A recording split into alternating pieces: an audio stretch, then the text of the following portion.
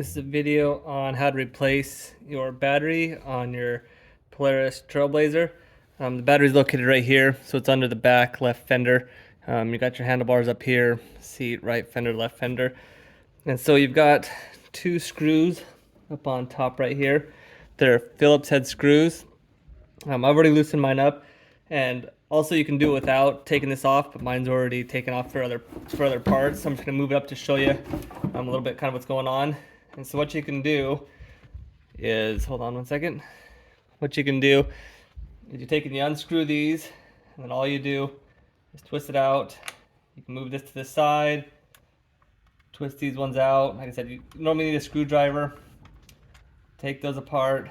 Then you just take the battery out.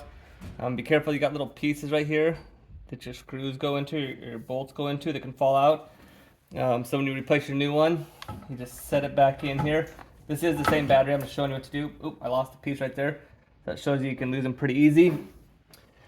It's this little piece right here. I don't know if you can see that or not, but the screw or bolt goes into it like that. So it just goes right in the side. Be careful not to lose it. Like I said, I showed you, I just lost mine. And you can put your terminal back on there, and screw it down. What it does is that little piece, that little metal piece, it sucks it up into the battery. So I like to screw it hand tight at first. Put them on there. And then I'll get my Phillips head screwdriver. And then I'll tighten them down so they're nice and tight. Head, not your flat head. And you can take, and you just tighten them down. So if this is in the way, obviously it's going to be a little bit harder.